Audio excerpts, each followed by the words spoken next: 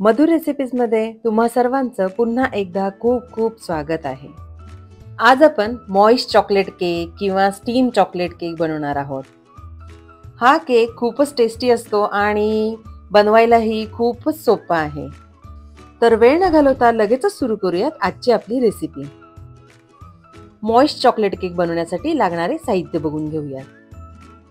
हा chocolate steam cake बनवण्यासाठी मी इथे 1 कप मैदा घेतलेला आहे, अर्धा कप कोको पावडर आणि अर्धा कप पिठी साखर घेतलेली आहे, पाव कप ऑइल, पाव चमचा मीठ, पाव चमचा खाण्याचा सोडा आणि अर्धा चमचा बेकिंग पावडर घेतलेली आहे. त्याचबरोबर अर्धा चमचा व्हॅनिला इसेन्स आणि अर्धा चमचा लिंबाचा रस घेतलेला आहे.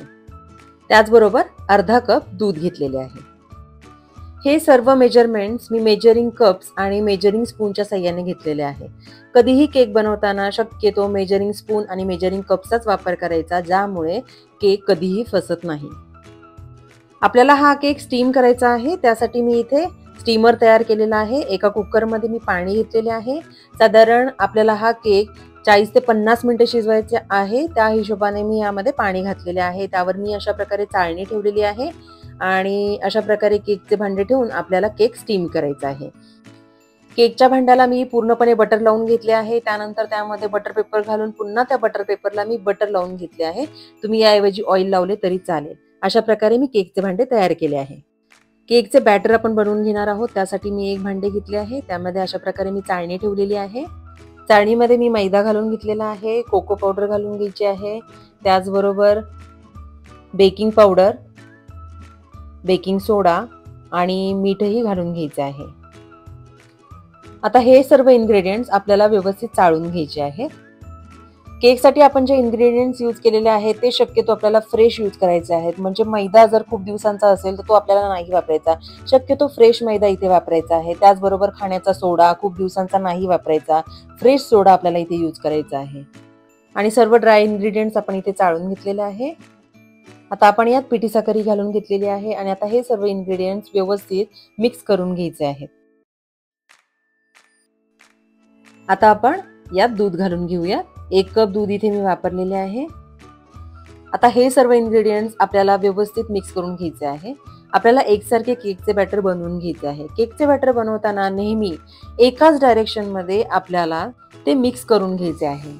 आता आपण यात ऑइल घालून घ्यायचे आहे आणि पुन्हा हे मिश्रण एकसारखे मिक्स करून घ्यायचे आहे. अशा पद्धतीने बनवलेला चॉकलेट केक खूपच सॉफ्ट बनतो आणि या केकसाठी लागणारे मॅक्सिमम इन्ग्रेडियंट आपल्या घरामध्ये अवेलेबल असतातच.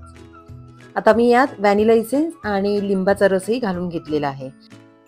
आता हे मिश्रण व्यवस्थित मिक्स करून घ्यायचे आहे आणि आपले केकचे बॅटर इथे तयार झालेले आहे. आता आपण केकच्या भांड्यामध्ये हे बॅटर शिफ्ट करून घेणार आहोत. आता हे केकचे भांडे आपल्याला 2-3 वेळा अशा प्रकारे टॅप करून घ्यायचे आहे, ज्यामुळे जर एअर बबल्स असतील तर ते निघून जातील. आणि आता आपल्याला केकच्या भांड्याला अशा प्रकारे फॉइल पेपर व्यवस्थित लावून घ्यायचा आहे, ज्यामुळे स्टीमचे पाणी केकवर सांडणार नाही. पाणी मी आधीच गरम करायला ठेवलेले होते आणि आता वाफ यायला लागलेली आहे. यात आपण आपले केकचे भांडे ठेवणार आहोत आणि यावर केकला टच होणार नाही असे आपल्याला एखादे डोम शेप झाकण ठेवायचे आहे. साधारण 25 ते 50 मिनिटे हा केक आपल्याला शिजवून घ्यायचा आहे आणि इथे 50 मिनिटे झालेली आहे. आपण चेक करणार आहोत. भांडे खूप गरम आहे आणि स्टीमही येत आहे, त्यामुळे तुम्ही डायरेक्ट झाकण काढण्याचा प्रयत्न करू नका. अशा प्रकारे नाईफच्या साहाय्याने पेपर वगैरे आपण बाजूला करणार आहोत आणि टूथपिकच्या साहाय्याने आपण चेक करणार आहोत केक बरोबर शिजला आहे की नाही. आणि टूथपिक एकदम क्लिअर आलेली आहे. टूथपिकला बॅटर वगैरे राहिलेले नाहीये, म्हणजे आपला केक परफेक्ट शिजलेला आहे. आता आपल्याला हा केक थंड करून घ्यायचा आहे. आता आपल्याला चॉकलेटचे गनाश बनवून घ्यायचे आहे. त्यासाठी मी एका भांड्यामध्ये पाणी गरम करायला ठेवले आहे आणि त्यावर आपण अशा प्रकारे एक बाउल ठेवलेला आहे. मी इथे चॉकलेटचे डार्क कंपाऊंड आणि मिल्क कंपाऊंड अर्ध्या प्रमाणात घेतलेले आहेत. दोन्ही मिळून मी इथे टोटल 150 ग्रॅम चॉकलेट कंपाऊंड घेतलेले आहे आणि त्यात मी आता पाव कप दूध घालून घेतलेले आहे. आता आपल्याला हे सर्व इन्ग्रेडियंट्स व्यवस्थित एकसारखे मिक्स करून घ्यायचे आहे. तुम्ही याऐवजी मायक्रोवेव्हमध्येही 1-1 मिनिटे हे चॉकलेट गरम करून घेऊ शकता.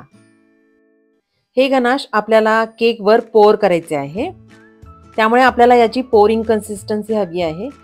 जर तुमचे गनाश जास्त घट्ट वाटत असेल तर तुम्ही त्यामध्ये थोडेसे दूध घालून त्याची कन्सिस्टन्सी ॲडजस्ट करू शकता. आता आपण यात 1 चमचा बटर घालून घेतलेले आहे.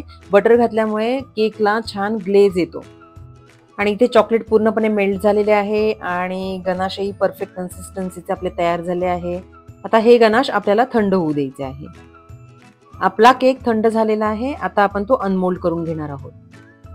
अशा प्रकारे केकच्या भांड्यावर मी प्लेट ठेवलेली आहे आणि अशा प्रकारे मी पलटी मारून घेतलेला आहे आणि खूपच इझिली केक आपला अनमोल्ड झालेला आहे. बटर पेपर लावल्यामुळे केक खूप इझिली अनमोल्ड होतो.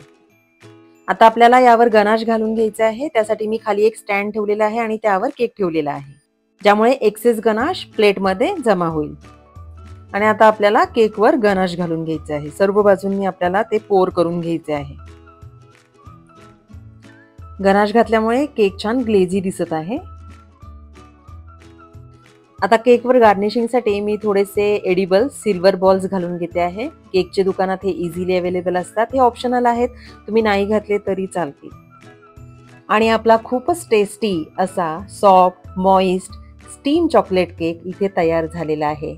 तुम्हीही अशा पद्धतीने स्टीम चॉकलेट केक नक्की ट्राय करून पहा आणि तुमचा केक कसा बनला हे मला कमेंटमध्ये कळवायला अजिबात विसरू नका. त्याचबरोबर जर तुम्ही अजूनही माझ्या चॅनलला सबस्क्राईब केलेले नसेल तर प्लीज सबस्क्राईब बटन प्रेस करा आणि बेल आयकॉन प्रेस करायलाही विसरू नका, ज्यामुळे माझ्या नवीन रेसिपीजचे नोटिफिकेशन्स तुम्हाला मिळतील आणि माझे नवीन रेसिपीज तुमच्याकडून मिस होणार नाहीत. हा सॉफ्ट आणि मॉइस्ट चॉकलेट केक एकदा तरी नक्की ट्राय करून पहा. तुम्हाला तो नक्कीच खूप आवडेल. लवकरच भेटूया अशाच एका नवीन रेसिपी बरोबर.